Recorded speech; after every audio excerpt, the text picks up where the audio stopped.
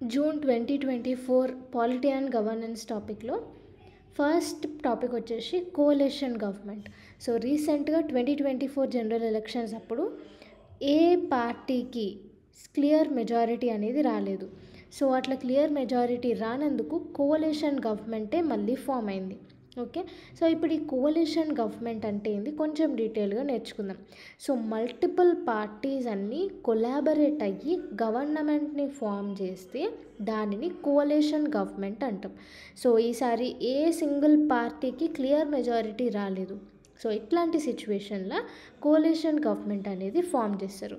So దీనికి factors ఏంటి అంటే first thing multi party system ఉన్నందువల్ల కోalition గవర్నమెంట్ అనేది ఫామ్ అవుతుంది. సో మల్టీ పార్టీ సిస్టమ్ ఉన్నప్పుడు క్లియర్ మెజారిటీ అనేది ఎవ్వరికి రాదు, మ్యాక్సిమం రాదు. సో అట్లా సపోజ్ 30% ఒక పార్టీకి వచ్చింది, 20% ఒక పార్టీకి వచ్చింది, 15% ఇంకొక పార్టీకి వచ్చింది. సో ఈ 3 పార్టీస్ ఫామ్ చేసి మెజారిటీ ఫామ్ అవుతుంది కదా. సో ఈ 3 పార్టీస్ కలిసేసి ఒక గవర్నమెంట్ అనేది స్టార్ట్ చేస్తారు, దాన్నే కోalition గవర్నమెంట్ అంటారు. సో ఇట్లా మల్టీ పార్టీ సిస్టమ్ ఉన్నందువల్ల కూడా కోalition గవర్నమెంట్ అనేది పాసిబుల్ అవుతుంది.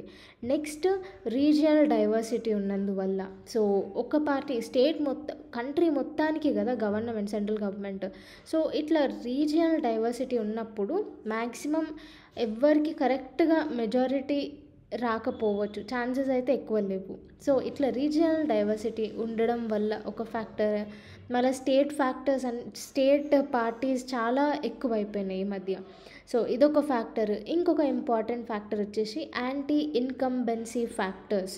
సో యాంటీ ఇన్కంబెన్సీ ఫ్యాక్టర్స్ అంటే ఓటర్స్ అందరూ రూలింగ్ పార్టీకి అగెయిన్స్ట్గా ఒక ఫీలింగ్ జనరేట్ చేసుకొని ఉంటారు. సో వాళ్ళు ప్రీవియస్గా చేసిన తప్పులు కానీ, ఫర్ సపోజ్ అన్ఎంప్లాయ్మెంట్ వల్ల, రైల్వే యాక్సిడెంట్స్, ఇట్లాంటి అన్నిటినీ దృష్టిలో పెట్టుకొని ఓటర్స్కి అగెయిన్స్ట్ రూలింగ్ పార్టీకి అగెయిన్స్ట్గా టర్న్ అవుతారు.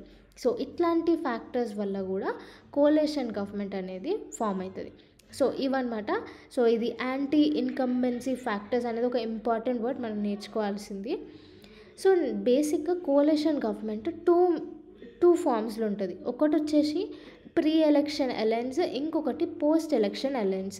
సో ఇట్లా ఎలక్షన్ కంటే ముందు పార్టీస్ అన్నీ కలిసి ఎలక్షన్స్లో కంటెస్ట్ చేస్తాయి. సో పార్టీస్ అన్నీ అంటే 2-3 పార్టీలు ఒక దగ్గరికి అయ్యి ఒక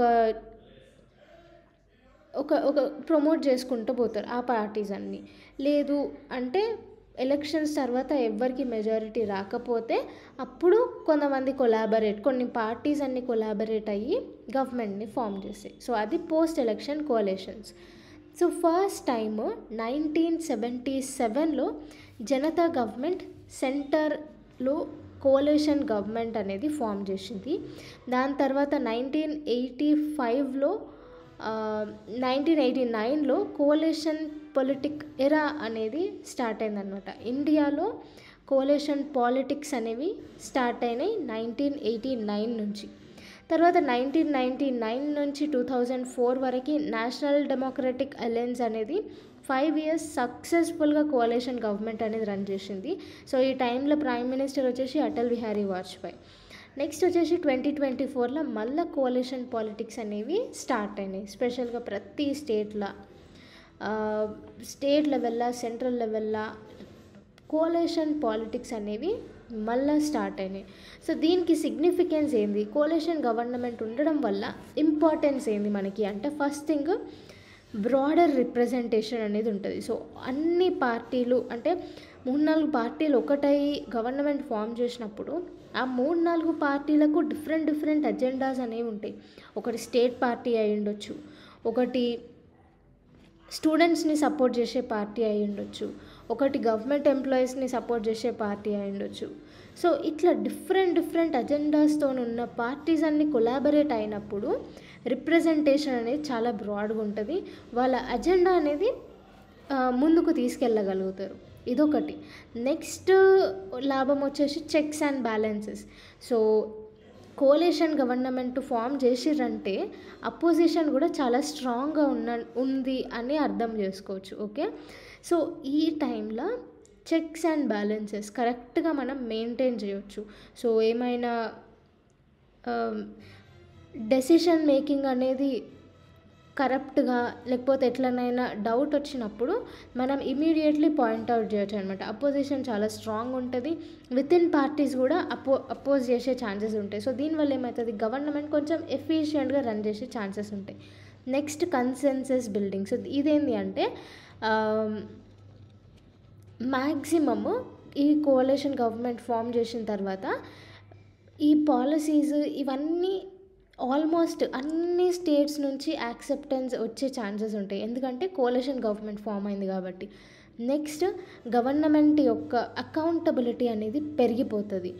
నెక్స్ట్ కోఆపరేటివ్ ఫెడరలిజం అనేది మనం అచీవ్ చేస్తాం. ఏంటిది ఇది అంటే ఎట్లా అంటే కోఆపరేటివ్ ఫెడరలిజం ఎట్లా అచీవ్ చేస్తామంటే రీజియనల్ పార్టీస్ కూడా ఉంటాయి. సో ఈ రీజియనల్ పార్టీస్ ఏం చేస్తాయంటే బార్గెనింగ్, వాళ్ళు కోalition గవర్నమెంట్లు ఉంటే వాళ్ళకి బార్గెనింగ్ పవర్ కూడా ఎక్కువ పెరుగుతుంది. సో దీనివల్ల డీసెంట్రలైజ్డ్ ఫెడరలిజం అనేది మనకు కనిపిస్తుంది. ఓకే, సో సో రీసెంట్గా బడ్జెట్లో మనం చూసుకోవచ్చు, ఎవరైతే ఎక్కువ సీట్స్ ఉన్నవాళ్ళు పార్టీలో వాళ్ళ బీజేపీ గవర్నమెంట్లో ఫామ్ అయినారు, వాళ్ళకే ఎక్కువ బడ్జెట్ అనేది అలొకేట్ చేసినారు. సో దీంతో మనం అబ్జర్వ్ చేయవచ్చు. ఎట్లా అంటే ఈ కోalition గవర్నమెంట్ ఉండడం వల్ల స్టేట్స్కి కొంచెం పవర్ వస్తుంది, వాళ్ళ బార్గెనింగ్ పవర్ ఎక్కువ పెరుగుతుంది. సో దీనివల్ల వాళ్ళు ఎక్కువ రిసోర్సెస్ అనేవి అడిగే ఛాన్సెస్ కూడా ఉంటాయి. సో దీంట్లో కూడా నెగటివ్ ఇంపాక్ట్స్ ఉంటాయి. సో మనం only positive point of view నుంచి చూస్తున్నాం. నెక్స్ట్ ఇప్పుడు ఛాలెంజెస్ ఏమేమి ఉంటాయి అంటే ఫస్ట్ థింగ్ పొలిటికల్ ఇన్స్టెబిలిటీ అవుతుంది. సో 27 సీట్స్ ఉన్న పార్టీ వచ్చి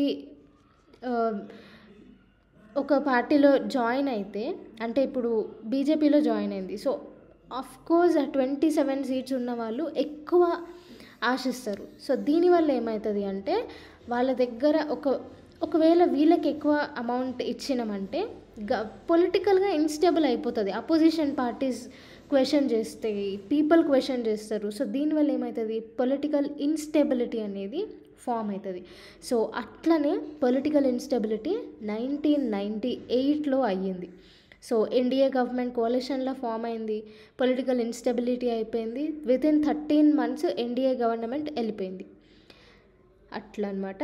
నెక్స్ట్ వచ్చేసి పాలసీ పెరాలిసిస్. సో ఇదేంటి అంటే డెసిషన్ మేకింగ్ అనేది చాలా స్లోగా ఉంటుంది, ఎందుకంటే చాలా పార్టీస్ ఇన్వాల్వ్ అయి ఉంటాయి కాబట్టి ప్రతి దానికి అపోజ్ చేసే ఛాన్సెస్ అనేవి ఎక్కువ ఉంటాయి. సో దీనివల్ల డెసిషన్ మేకింగ్ అనేది చాలా స్లోగా వెళ్తుంది. సో దీనివల్ల పాలసీ పెరాలిసిస్ అనేది అవుతుంది. సో చాలా పార్టీస్ ఇన్వాల్వ్ అవ్వడం వల్ల ఈ పాలసీ పెరాలిసిస్ అనేది అవుతుంది. ఎగ్జాంపుల్ 2008లో ఇండో న్యూక్లియర్ డీల్ అయింది. సో ఈ డీల్కి చాలామంది, ఇది డీల్ అయినప్పుడు కూడా కోalition గవర్నమెంటే ఉండే.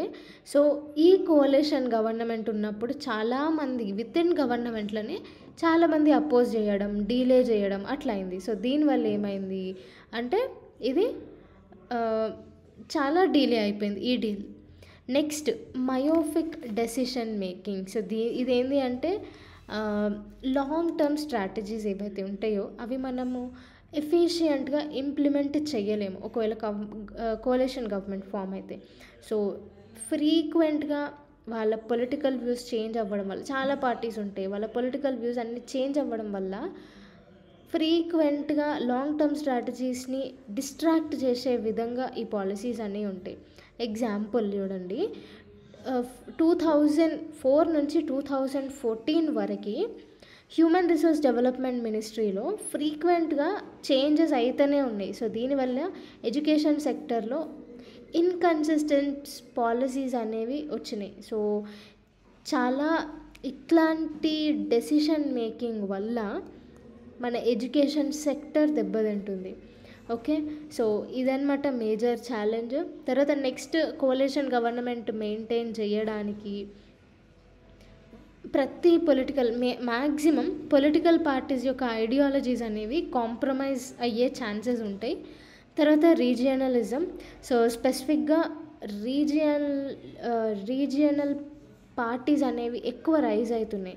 సో స్టేట్ స్పెసిఫిక్ బడ్జెట్స్ అనేవి ఎక్కువ కేటాయించడం వల్ల, వాళ్ళకే ఎక్కువ అలోకేట్ చేయడం వల్ల మిగతా స్టేట్స్కి కంప్లీట్గా న్యాయం చేయలేకపోతున్నారు. ఈ గవర్నమెంట్ నుంచి. నెక్స్ట్ వచ్చేసి foreign policy decisions. So foreign policy decisions పైన కూడా ఇంపాక్ట్ పడుతుంది, రీజియనల్ ఇష్యూస్ పైన కూడా ఇన్ఫ్లుయెన్స్ చేయనికి ఉంటుంది. సో ఎగ్జాంపుల్ 2011లో టీస్టా వాటర్ అగ్రిమెంట్ డెసిషన్ అనేది ఆగిపోయింది. సో దీనివల్ల కోalition గవర్నమెంట్ ఉండడం వల్ల చాలా అవకతవకలు, చాలా బేర్ చేసుకొని అన్నీ సహిస్తూ ఇన్ దట్ ప్లేస్ పీపుల్ కూడా అగెయిన్స్ట్గా టర్న్ అయ్యే ఛాన్సెస్ ఉంటాయి. సో ఇవి అనమాట మేజర్ ఛాలెంజెస్. వే ఫార్వర్డ్ వచ్చేసి పొలిటికల్ స్టెబిలిటీ అనేది పెంచడానికి constructive vote of no confidence అనేది పెట్టాలి. సో ఇదేంటి అంటే పొలిటికల్ స్టెబిలిటీ మెయింటైన్ చేయడానికి ఫస్ట్ బీజేపీ వచ్చింది, బీజేపీలో కొన్ని సీట్స్ ఉన్నాయి, మళ్ళీ వేరే పార్టీస్ అన్నీ జాయిన్ అయినాయి. కానీ వీళ్ళకి మోడీయే ప్రైమ్ మినిస్టర్ అవ్వాలి అని ఉంటుంది, ఉండదు. ఉండని వాళ్ళందరూ అపోజ్ చేసుకుంటూ ఉంటారు, ఉండే వాళ్ళందరూ కొంతమంది సపోర్ట్ చేస్తారు. కానీ constructive vote of no confidence అనేది పెడితే లీడర్, ఆల్టర్నేటివ్ లీడర్ ఎవరు అనేది మనకు తెలుస్తుంది. సో వాళ్ళ వ్యూస్, ఇట్లాంటి పాలసీస్ల డీలేస్ ఇవన్నీ కాకుండా పొలిటికల్ స్టెబిలిటీ అనేది ఈ నో కాన్ఫిడెన్స్ ఓట్తోని సేమ్ స్పీకర్ని ఎట్లా ఎలెక్ట్ చేసుకుంటాం అట్లనే ప్రైమ్ మినిస్టర్ని కూడా ఎలెక్ట్ చేసుకోవాలి అనేసి ఈ constructive vote of no confidence అనేది తెస్తే ఆల్టర్నేటివ్ లీడర్ వీళ్ళందరినీ కూడా మనం మెయింటైన్ చేసి పొలిటికల్ స్టెబిలిటీ అనేది ఫస్ట్ మెయింటైన్ చేయాలి. తర్వాత సేమ్ స్పీకర్కి ఎలక్షన్స్ మనము ఎట్లా చేసుకుంటామో ప్రైమ్ మినిస్టర్కి కూడా ఎలక్షన్స్ అనేవి పెట్టాలి, ట్రాన్స్పరెన్సీ ఇంక్రీజ్ చేయాలి. మళ్ళీ ఈ కామన్ మినిమం ప్రోగ్రామ్ ఇంప్లిమెంటేషన్, ఏమేం పాలసీస్ ప్రోగ్రామ్స్ ఇంప్లిమెంట్ చేస్తుర్రో అవన్నీ పబ్లిక్ రిపోర్టింగ్ అనేది చేయాలి. తర్వాత లాంగ్ టర్మ్ పాలసీ స్ట్రాటజీస్ అనేవి కాన్స్టెంట్గా, ఈ స్ట్రాటజీస్కి మల్టిపుల్ పార్టీ సిస్టమ్ ఉన్నప్పుడు బ్రేక్ పడుతూనే ఉంటుంది, కానీ కాన్స్టెంట్గా ఈ లాంగ్ టర్మ్ పాలసీస్ని చెక్ చేసుకుంటూ దాన్ని ఇంప్లిమెంట్ చేసుకుంటూ పోవాలి. సో ఇదన్నమాట మొత్తానికి కోalition గవర్నమెంట్ గురించి.